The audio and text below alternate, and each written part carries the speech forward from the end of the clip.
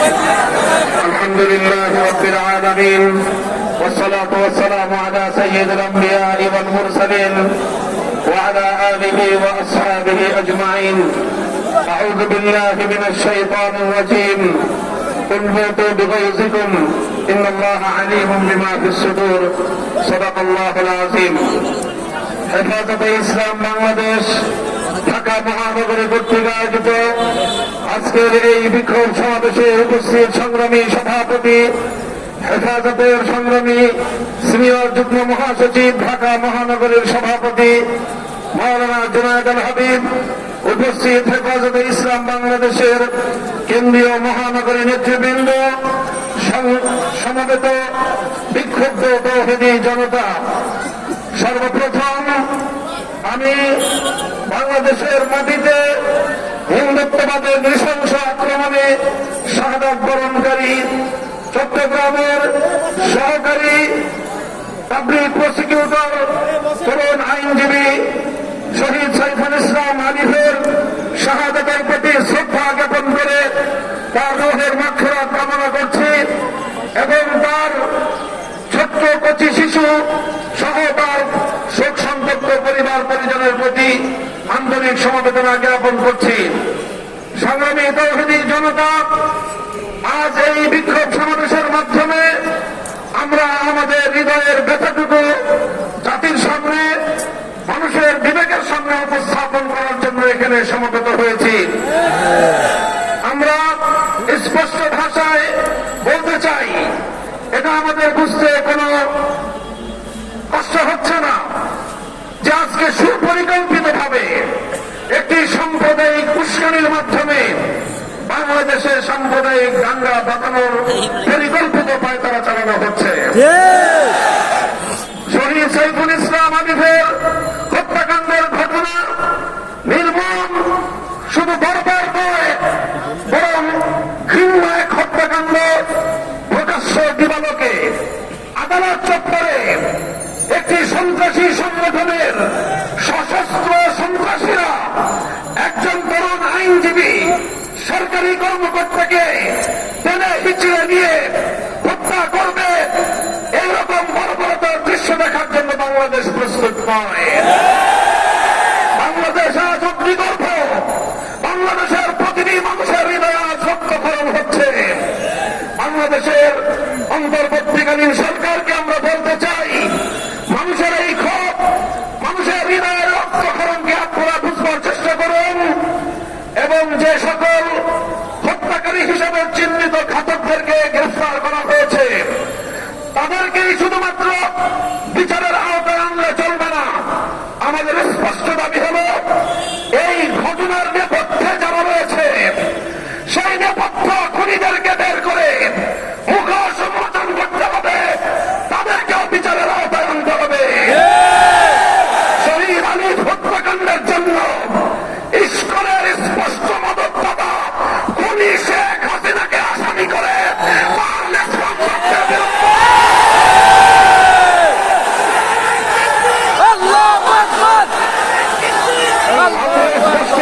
বলতে চাই, বিগত 15 বছর আমরা দেখেছি বাংলাদেশের অভ্যন্তরীণ প্রতিটি বিষয়ে কিভাবে শুধু অসৌজন্যমূলক নয় বরং কূটনৈতিক শিষ্টাচার বর্জিত বাংলাদেশের অভ্যন্তরীণ ইস্যুতে চরম হস্তক্ষেপ করে বাংলাদেশের জনগণকে আহত ক্ষতবিক্ষত করে তুলেছে ভারত। আমরা ভারত রাষ্ট্রের বাংলাদেশ নীতির তীব্র সমালোচনা করছি। ভারতকে আমরা স্পষ্ট বার্তা দিতে চাই, বাংলাদেশ নীতি পরিবর্তন করো, তোমরা বাংলাদেশ নীতি পরিবর্তন করো। বাংলা 20 কোটি মানুষ তোমাদের বিরুদ্ধে রাজপথে নামবে। বাংলাদেশ থেকে ভারতের কূটনৈতিক সম্পর্ক ছিন্ন করার জন্য দেশের মানুষ বাধ্য হবে। আমরা স্পষ্ট ভাষায় বলতে চাই, আইন শৃঙ্খলা রক্ষাকারী বাহিনীকে আমরা বলতে চাই, চিন্ময় কৃষ্ণ দাস তার পক্ষে ভিনদেশী গুপ্তচর হিসেবে ভূমিকা পালন করছিল। বারবার সে তার সেই প্রভুর দেশে গিয়ে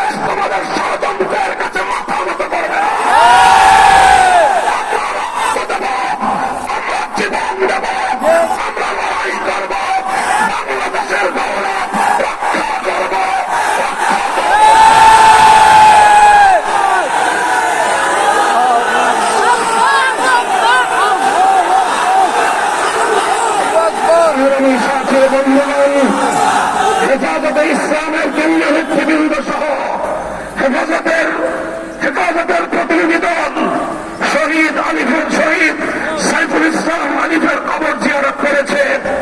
দর্শক সন্তপ্ত পরিবার পরিজনের পাশে দাঁড়িয়ে তাদের কাছে আমরা কথা দিয়ে এসেছি, আলিফ হত্যাকাণ্ডের বিচার বাংলাদেশে হবে।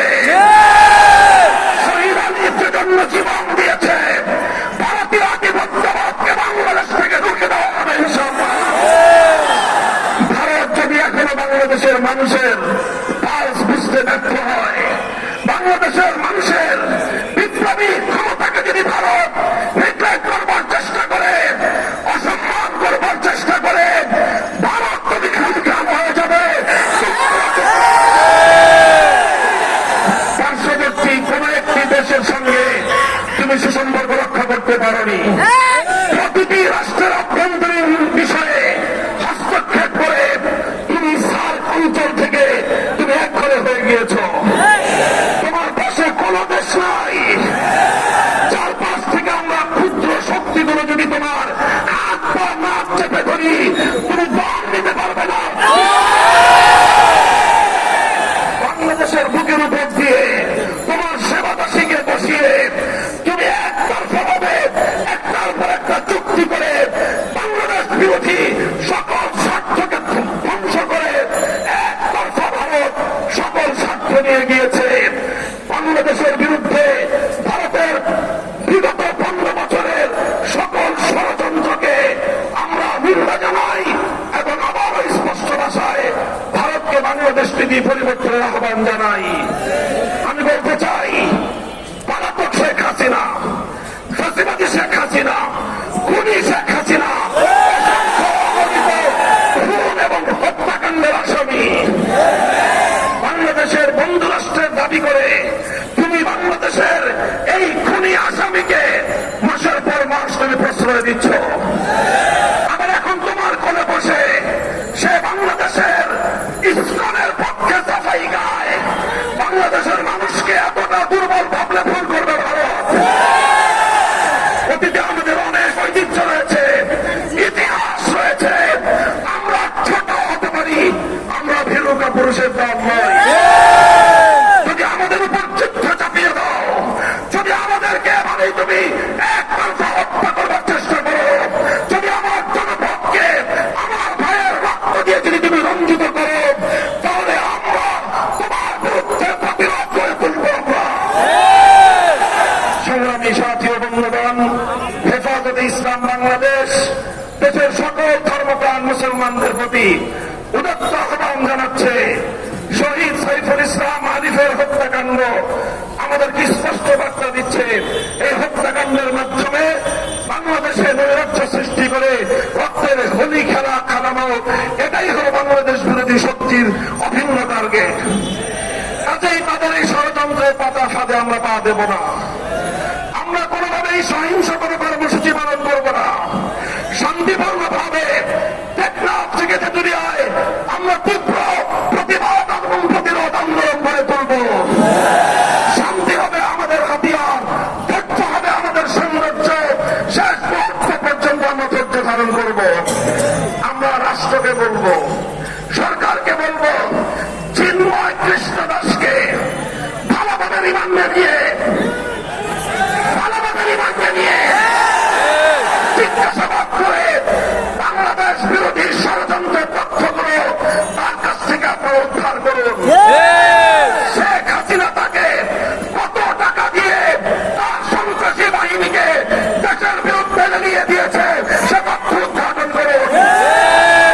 ভারত তাকে বাংলাদেশের অখণ্ডতা ধ্বংস করবার জন্য কিভাবে উস্কানি দিয়েছে, কি তাকে মন্ত্র দিয়ে বাংলাদেশে বারবার পাঠাচ্ছে, সেই তথ্যগুলো উদ্ঘাটন করে জাতির সামনে আপনারা বাংলাদেশ বিরোধী সকল অপশক্তির মুখোশ উন্মোচন করে দিন। সংগ্রামী সাথী ও বন্ধুগণ, সর্বশেষ আমাদের দাবি হল শহীদ সাইফুল ইসলাম আলিফ হত্যাকাণ্ডের জন্য প্রত্যক্ষ এবং পরোক্ষভাবে যারা যারা জড়িত অনতিবিলম্বে তাদেরকে আইনের আওতায় এনে দৃষ্টান্তমূলক শাস্তির ব্যবস্থা করতে হবে।